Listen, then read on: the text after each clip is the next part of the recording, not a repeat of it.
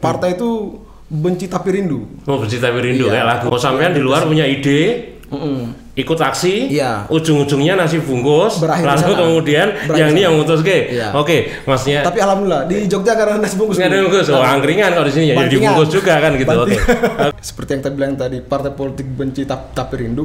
Hadirnya kami di sana juga kadang-kadang dibutuhkan, kadang-kadang enggak. Oh, Ya. oke. Nah, implementasi itu menjadi kebijakan partai atau enggak? Ya, ada yang terpending, ada yang jalan. Oke. Tapi banyak kan terpendingnya sepertinya kan. Ada yang curhat, ada yang curhat. Oke, oke. Kan katanya ada yang bilang itu logistik menentukan logika. Lo Iya. logistiknya nggak ada, apa? Logikanya mbak ngepis. Halo Lur. Bincang Jogja. Pernah nih. Menarik ya. Saya catat bersama saya. Bang Ju bukan traffic light. Halo Lur. Ketemu di Bang Ju Tugu. Bincang Jogja. Kena ditiru oleh digugu. Masih bersama saya, Bang Jo, bukan traffic light. Kali ini saya kedatangan orang baru, orang muda, juga seorang perantau dari luar Jogja, luar Jawa tepatnya. Dia datang ke Jogja dulu tuh mengemban tugas dari orang tua untuk kuliah. Kuliahnya juga nggak main-main, ilmu politik kuliahnya. Kemudian pernah jadi aktivis dan kemudian sekarang masuk jadi seorang politisi muda di struktur partai lah kira-kira. Nanti kita lebih jelas dengarkan apa cerita dia. Mas Arul Ramadan. Mas Arul, apa kabar? Siap, Mas. Ya, oke. Oke, ini menarik nih. Orang perantau, cita-citanya perantau kan biar ilmunya tinggi, lalu bagaimana. Tapi tiba-tiba kok jenengan kayak konsisten gitu. Masuk di kuliah di jurusan politik, menjadi aktivis dan ceritakan dulu Mas. Sedikit Mas. Oh iya. Ini channelnya Bang Jo ya? Iya, Ya. coba aja. Assalamualaikum warahmatullahi wabarakatuh. Dari pertanyaannya Bung tadi tentang kok ada yang linear nih dari aktivitas di kampus, aktivitas di luar kampus, dan kemudian hari ini terjun di dunia politik ya. Sebenarnya ketertarikan saya pada dunia politik itu berawal dari kelas 3 SMA sebenarnya. Oh, SMA ya? Iya, SMA. Saya kan masuk di jurusan IPS tuh, di penjurusan IPS. Oh. Ada mata pelajaran namanya Tata Negara. Tata negara ya. Negara ya. Kok ada yang menarik di sana nih. Ngomongin hal-hal kepentingan umum lah. Hal isu-isu publik dan penyelenggaraan pemerintahan itu dibahas di sana. Terus kemudian juga kultur dalam keluarga. Bapak saya kan birokrat. Dan keluarga besar banyak politisi juga. Jadi obrolan di rumah itu selalu menyangkut ngobrolin politik, ngobrolin isu-isu di masyarakat. Oh, seru ya, bapaknya itu ngobrol seru ya? Iya, Oke, kayak oke, gitu. lanjut. Akhirnya tumbuh sendiri. Dan bapak juga kan langganan koran tuh. Saya mulai baca-baca di sana. Akhirnya ketika lulus SMA mau masuk di mana nih? Oh, UGM punya ilmu pemerintahan. Saya di sana aja. Tiba di kampus, bertemulah kawan-kawan aktivis lama, ya, aktivis di kampus itu, dan bahasanya diorganisir lah. Awal-awalnya apa ini kan, lama kemudian sangat tertarik dengan dunia seperti itu dan menikmatilah sampai hari ini tuh seperti itu. Nilainya bagus dulu, waktu kuliah bagus? Ya 3 lebih lah. Oh, 3 lebih ya, lumayan, 3 lebih lumayan. Daftar itu lumayan. Yang menjadi menarik, kenapa ketika biasalah sekolah politik jadi aktivis itu hal biasa, ya toh? Iya. Kayak orang sekolah SMK tiba-tiba jadi tukang masak kan, gitu kira-kira bodoh lah, gitu.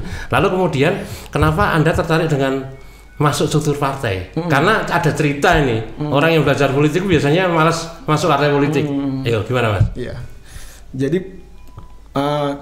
di ilmu pemerintahan itu kan membahas tentang negara, hubungan antar lembaga-lembaga dan negara, dan lebih kepentingan publik kayak gitu.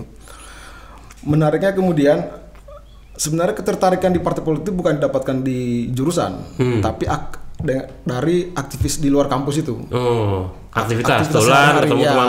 Okay. Kemudian bahas tekla, bahas isu-isu yang ada di masyarakat yang sehari-hari lah, isu-isu masyarakat tiap hari. Ketertarikan sana bahwa ternyata emang apalagi di zaman kita yang 2000-an awal ya, partai itu benci tapi rindu. Oh, benci tapi rindu kayak lagu. Orang membenci partai, tapi kemudian merindukan dinamika partai yang tidak bisa dimasuki oleh organ lain atau seperti contohnya apa Mas? Seperti civil society itu, Oke. masyarakat sipil. Yeah. Jadi yang teringat sampai hari ini tuh mata kuliah tentang yang ada situ, kemudian teorinya Gabriel Almond itu. Nah, ada negara, ada partai politik, ada civil society. Di sana ada namanya kelompok kepentingan dan pressure dan kelompok penekan. Sama lah kita di mahasiswa kan, kita membayangkan diri kita sebagai kelompok penekan nih dalam isu negara. Tapi kritis, ya. Tapi kadang kita berkontemplasi bahwa isu-isu yang kita bawa kadang-kadang itu berakhir di aksi, di demo, ya di demo. Tidak sampai ke mempengaruhi alur kebijakan. Nah, di sanalah kemudian, karena kan dalam teorinya nih, ada teorinya bahwa civil society ini ada di bagian artikulasi kepentingan yang mengagregasi adalah partai politik. Kita kadang berhenti di artikulasi itu. Sampean di luar punya ide, ikut aksi, ujung-ujungnya nasi bungkus, lalu kemudian yang ini yang mutus Oke, maksudnya. Tapi alhamdulillah di Jogja karena nasi bungkus. Nggak ada bungkus, angkringan kalau di sini ya dibungkus juga kan gitu. Oke, bantingan ya. Oke, menarik loh bantingan. Jadi ada orang bantingan. Oke, tapi gini Mas, selama Anda ini saya catat kira-kira 7 tahun ya, kira-kira aktif di struktur partai sebagai orang muda yang punya gagasan. 7 tahun itu kira-kira dengan segala macam ilmu yang Anda terima di kampus, pengalaman aktivis, kira-kira ngefek nggak sih hadirnya Anda di partai Anda itu, kira-kira ngefek nggak gitu? Ya, itu juga diantara seperti yang tadi bilang tadi, partai politik benci tapi rindu, hadirnya kami di sana juga kadang-kadang dibutuhkan, kadang-kadang nggak. Saya sendiri gabung di Partai Nasdem di DIY, awalnya dipercaya sebagai koordinator Liga Mahasiswa. Nasdem serius Mas? Saya partai serius, itu bukan main-main. Lanjut. Di saya partai sampai kemudian berdinamika di sana. Hari ini saya di struktural DPD Kota. DPD Kota. DPD Kota. Memang kalau melihat dinamika partai sehari-hari, hadirnya teman-teman muda di partai politik itu dibutuhkan dalam kerangka dinamika diskusi dan ide-ide segar. Tapi kemudian soal ngobrol, ngobrol, diskusi kan bahasa penanya ngobrol. Soal kemudian habis itu implementasi itu menjadi kebijakan partai atau enggak, ya ada yang terpending, ada yang jalan. Tapi banyak kan terpendingnya sepertinya kan. Ada yang curhat. Oke, lanjut. Makanya kemudian kita lihat bahwa partai ini kan menyambung nih.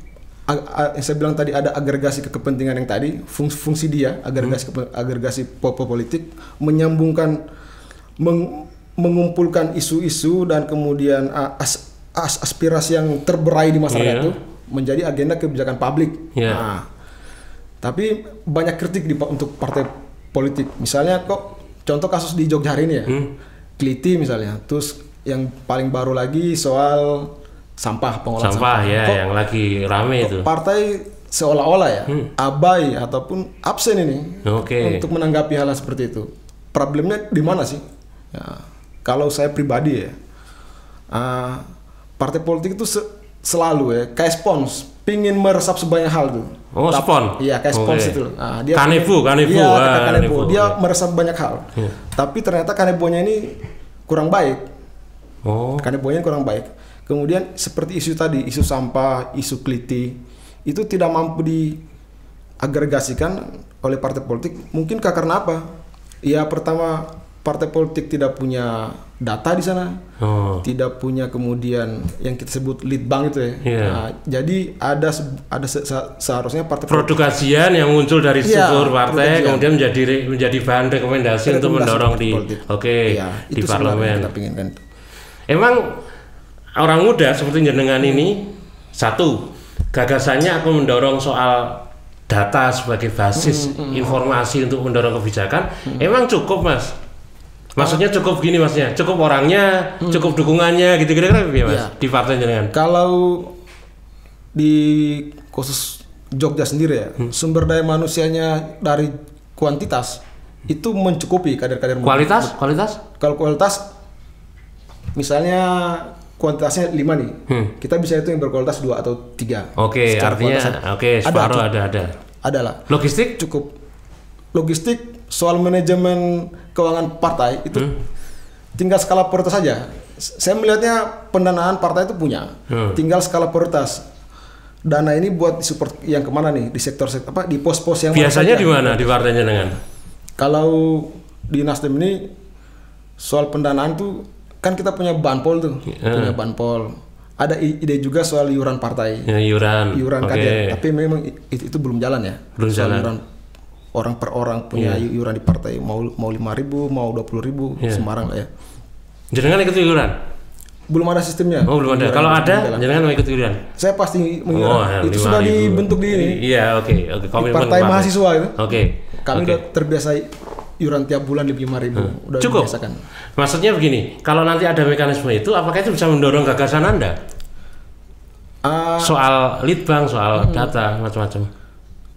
Memang banyak di kegiatan di partai ini selalu terkait dengan supporting pendanaannya. Iya.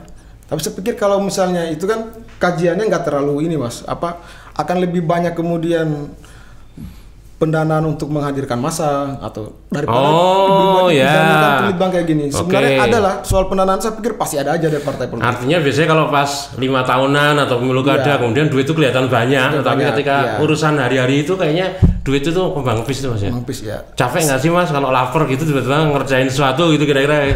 Ya. Kan katanya ada yang bilang itu logistik menentukan logika, logistiknya nggak ada, logikanya mbak ngepis. Asal ada kopi aja sebenarnya aman. Ya, kopi aman, mahasiswa ini biasa. Kita catat mahasiswa itu urusannya kopi sama yang lainnya itu nanti. Oke mas, saya catat ada beberapa hal yang menarik. Satu, orang muda semacam Anda yang memang punya effort untuk masuk politik, kemudian ingin menyumbangkan gagasan. Nah, Anda terlihat lebih fokus pada isu-isu soal scientific riset yang ada dalam sebuah struktur partai untuk menjadi penopang gagasan untuk mendorong satu public policy. Lalu yang berikutnya bahwa semua itu bisa jalan karena kalau tidak didukung ya nggak bisa jalan. Harapan Anda bukan untuk partai Anda saja sebetulnya, lebih secara umum untuk partai yang lain juga. Closing statement saya kira Anda bagus sampaikan harapan Anda untuk bagaimana partai politik itu merespon itu. Silakan.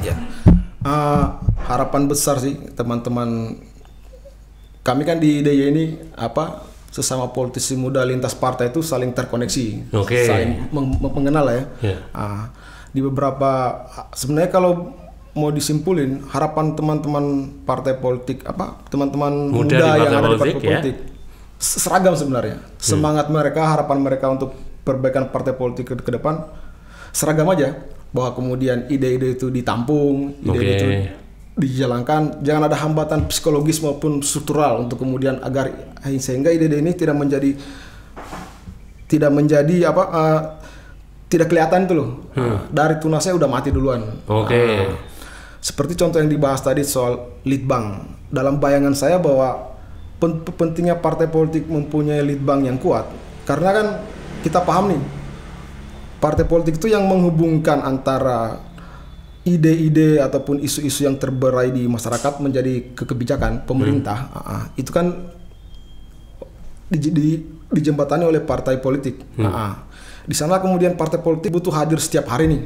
Day by day hadir dalam kemudian menanggapi isu masyarakat di publik.